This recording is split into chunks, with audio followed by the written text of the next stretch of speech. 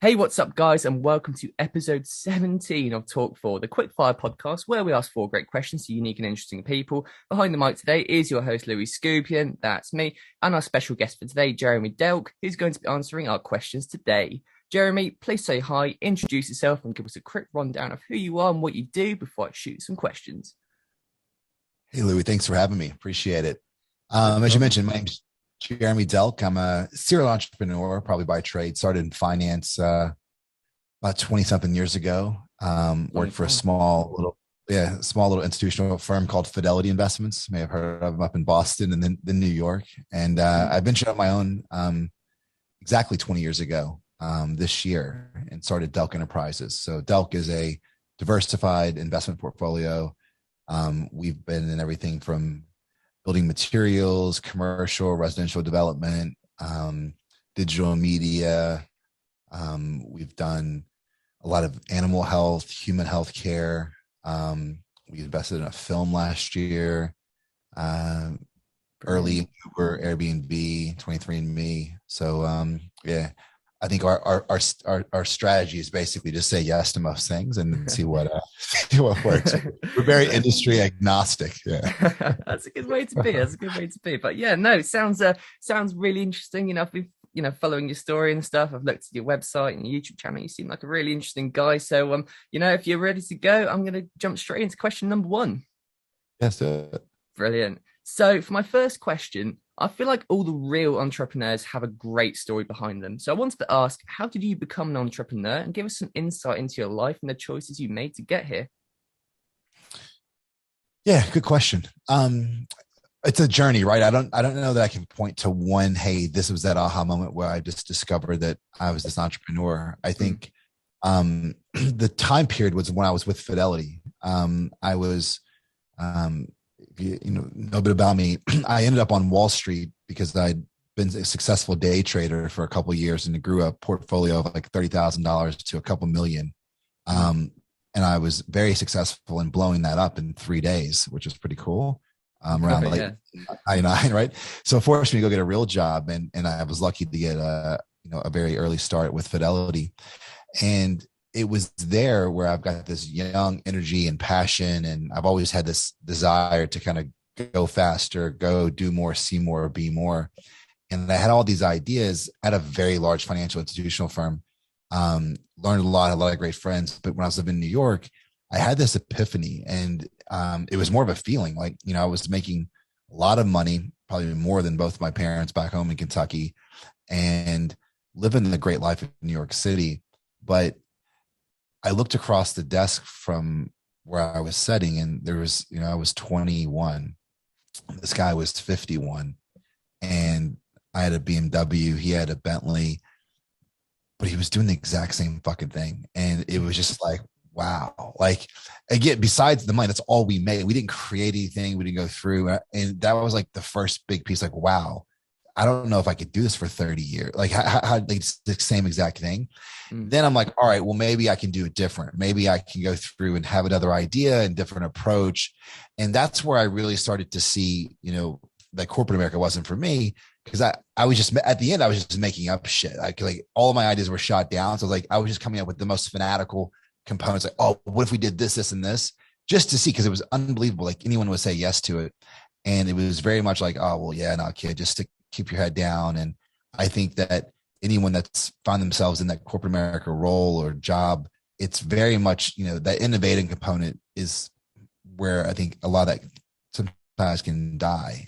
Because if you hear a lot of discouragement, no's, and not, that nurtured, you stop having that creative drive. So for me, I was young enough, I had a little bit of money saved away, and I decided to take that big leap of faith out on my own and start Delk Enterprises. So Brilliant. what wasn't an actual point, but for me, and that's what entrepreneurship has been throughout my journey. It's the constant learning, right? I mean, I've had Inc. 500 fastest growing companies and had huge exits and all that, but I've also had FBI raids and lose $3 million in 2 days, right? So I've done all the things, right, that are, accolades, also the trials and tribulations that get you through it. And it's those trials and tribulations, those failures, it's those pieces where you really learn the most. And for me, it's definitely been that journey, which has been a lot of fun.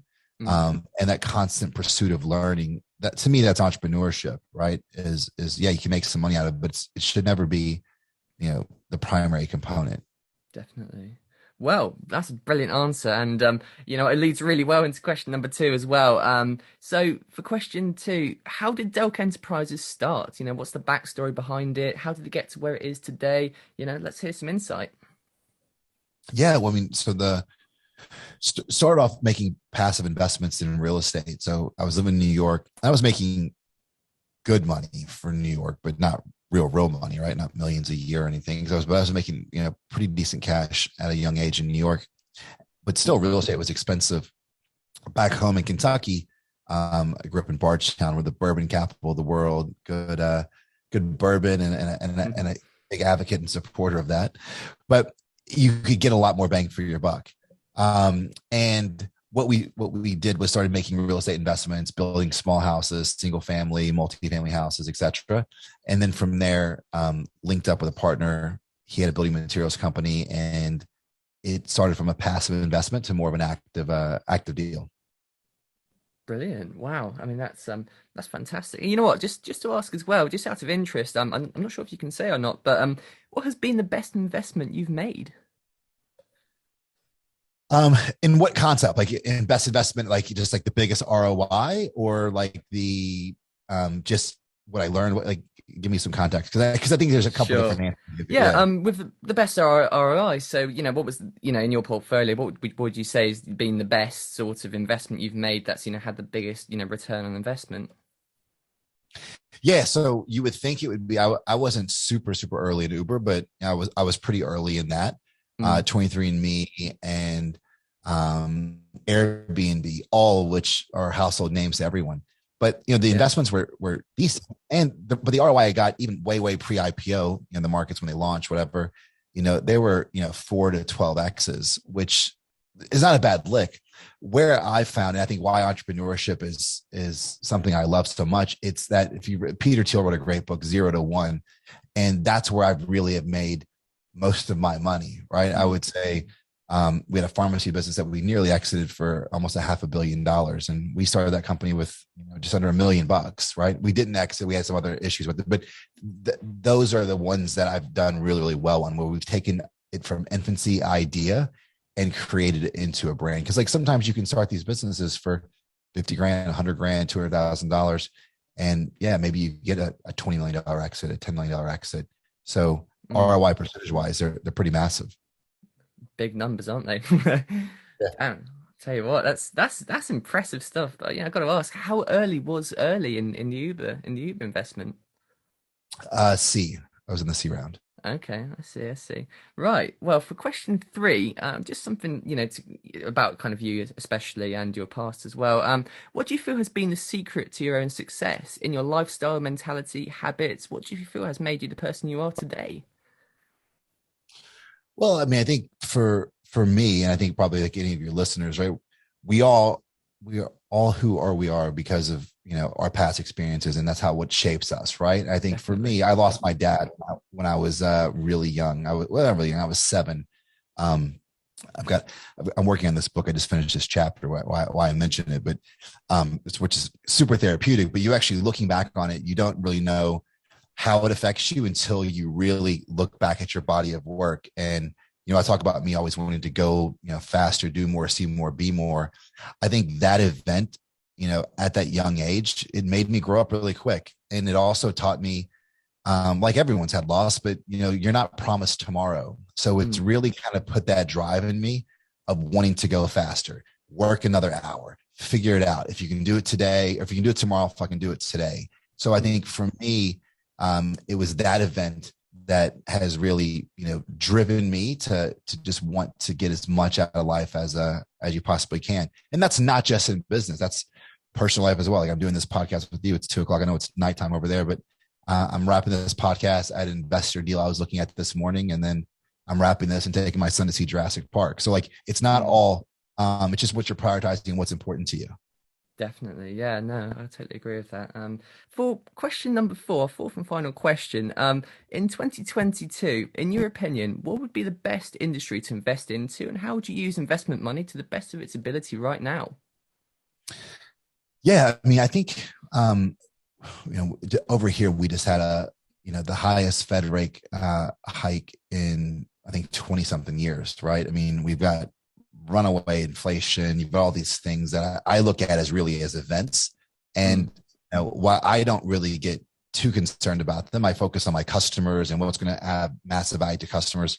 I think the biggest opportunity is really any type of business or industry where you can really resonate with your customers and understand the fears and concerns that they have, right? To get consumer confidence back up.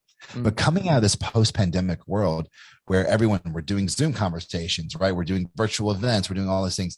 People have an innate psychological component where they want to interact, right? And shake and touch hands and feel each other. Like they want to be around each other. So any type of industry that you can get that's going to connect or help reemerge that human connection that I think we've lost for 18 months, 24 months is a huge opportunity.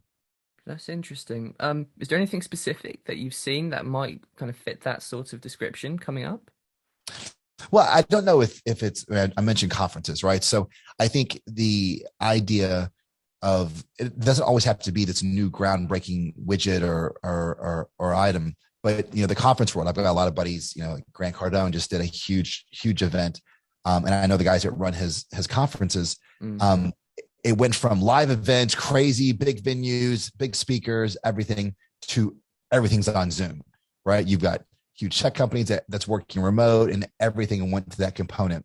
And I think what's now emerging, which is actually emerging for conference businesses to be actually widely more profitable than they ever were, is this now hybrid event, right? So you want to come out and go to Vegas and hear,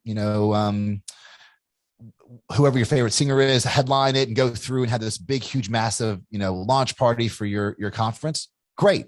There's an audience for that. Maybe you can't travel. Maybe you want to go, but you still want to experience it. Now you have the virtual conference. So now they're actually getting twice as many people to pay money and they're curating different experiences, right? So, on Cardone's, when I know, again, mentioned the guy that ran his, Pete Vargas, who runs his events, he made the virtual waiting room, the virtual community, its own component. Because most of the time, a virtual event's like, here's the videos, right? And then you can watch them. It's not very engaging. So he had a whole complete different separate portfolio where it had separate breakout rooms in the conferences. It had a VIP area where you could go into and listen to Q&A as, after the speaker got off the stage, only for the virtual audiences. So there were curated experiences for the in-person, but curated experiences for the virtual to make them feel more connected, right? So mm. it's not always about having that physical connection, but it's things that make people feel like they're more connected. So that's a great, I just thought about off the top of my head. But anything like that doesn't have to be reinventing the wheel. Like, hey, we're selling, hug blankets and lollipops and gumdrops. I'm not saying that. Hey, let's look at whatever. I know you're a tennis guy, right? I mean, how much can you do to build a community, right? Hey, we used to play, twice a week. Now we can't. What can we do to feel more connected? I'm sure there's a way to do it.